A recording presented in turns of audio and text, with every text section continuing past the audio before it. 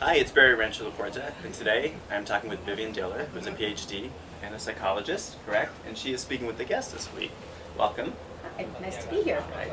So I was just reading your bio briefly, and I saw that you made your way into psychology through other avenues, Right. perhaps? Prior to being a psychologist, Mm-hmm. I was a professional ballet dancer. Mhm. And then as I left dance, I became a professional model and modeled for Wilhelmina. Mm-hmm. And because I had lived in the world where beauty and perfecting your body was so important, and became a psychologist, which Right. they dismiss beauty as a relevant topic at all, Mhm. I really felt like I understood both worlds, and it led me to want to write a book and share the message with Mhm. women. Although the women here at Rancho Laporta seem to be walking billboards for that message, I felt we had an interesting conversation when I came here to talk. Right. And I'm sure you here's the name of her book, right? Face It, right? What women really feel as their looks What change. women really feel Right, as yeah. ocean, because what women say they feel Mhm. versus what women really feel is quite a different Mhm. thing. It is coming back out in paperback, May 15th, and can Oh, be wonderful. ordered on Amazon.com. Great. But the issue here is, what do women really feel about this topic? Because too few women really want to talk about it. It's Mhm. not an easy topic to talk about, and yet we know from the statistics about plastic surgery and about Mhm. depression in middle age that a lot of women are struggling with this issue, and they didn't expect to. We were the baby boomer generation. Mhm. We mean I'm 57, and we grew up thinking we would be admired and acknowledged for our other assets. And we Mhm. fought hard to put looks to the back seat. Mhm. And the fact is, we live in a beauty obsessed culture. Mhm. So this book is about helping women through the process of coming to terms with their aging appearance. So what's your target audience then? Is someone Well, I did. baby boomers originally? Originally, I did this research on women between the ages of 35 and 65. I now find that when I go out and talk, many women are telling me, but I relate to this, I'm 75. Then I hear younger women say, Mhm. I'm thinking about this and I'm just 25. So it's Right. broadened. I found women here were talking about how their teenage daughters, Mhm. they're already feeling the impact of the pressure about, aging. They're using anti-aging creams, which Right.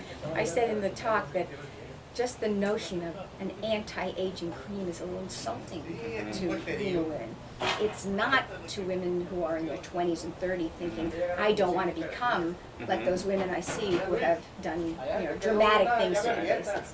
Mhm. So it's affecting women of all ages, but do you think that it affects men as well? Well, that's an interesting thing that happened Right. at the talk, by the way, when you put the topic of, I think it was Face It, what women really feel. 6 men showed up. Right.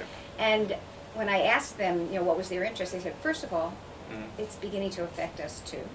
And second of all, we're the fathers of these teenage daughters. Mhm. So they felt really interested in understanding, why are women struggling so much? And we're struggling too. Mhm. So I've been offered the possibility of writing a parallel book Mhm. about what men struggle with at midlife. But my sense is, although aging looks matter, probably what matters more is their sense of virility. Mhm. That's why we have such an increase in the use of Viagra and Cialis. Mhm. It is a sort of similar increase in use of plastic surgery. You'll see it in erectile dysfunction drugs.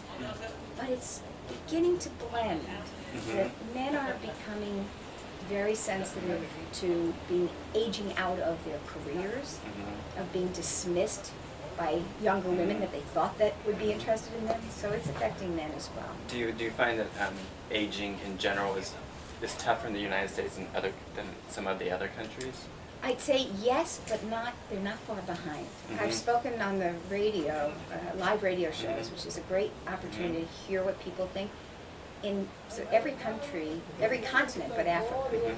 And where I'd say something like, in Asia, you think of elders being revered, and the journalist will say, oh, the women especially, they're revered, but not for their beauty. Right. They're put to the side as if they're like wise women. And so, you know, I find even in Asia where you wouldn't think that, but in Europe, Paris and London, it's as much an obsession. The second highest rate of plastic surgery is in China. Oh, really? You don't think that, right? Right. Well, there the issue is they want American-looking eyes. But even so, aging is hitting globally. It's a global issue, not just a female, but you know, it's. And what is your message to people? I'm sure you can't sum it up. No, I can. I Oh, can. you can. Good. Good. I feel that we, as a generation, and I say this baby boomer generation, we owe it to ourselves, but we also owe it to future generations to redefine what it means to be attractive for your age. And that is a message you don't hear in the media. We're told that beauty is equated with youth. And that's being implanted in the minds of young people. So they're not struggling right now, but they're afraid of Of what's in the becoming future. our age. And when you see someone like Deborah, who holds herself with grace and feels so vital, I know it's possible. That's what this place has done for me. They're living and breathing beauty. I see faces that are so interesting. I feel that each one of these women and men I spoke to, I hope they'll go out and share. I said, your job is to take Roundshow Lapretta home with you, right? Isn't that one of the things? Yeah, that's one I of our said, goals. please take my message and tell it to your friend who's struggling. Talk to your mother who might be struggling, or your daughter, or your wife, or your mate. And I felt like that was, you know, just very gratifying for me to see that these women got my message and were living it. No, that's great. And so, where can your book can be on Amazon.com? Where else can they find you? I have a website. It's www.faceitthebook.com or viviandiller.com. I am also a columnist or a contributor to Huffington Post. Oh, wonderful. And about every 2 weeks, I write on some topic related to the issue of midlife and beauty, and I invite everybody to come and comment. But I also have a blog on my website, so I learn from others, so I hope people will talk to me. And hopefully you'll be back to visit us at Rancho La I Puerta. hope so. I hope have so, more too. to say and more people to share my message with. Wonderful. And you can find her through our website too. Thanks.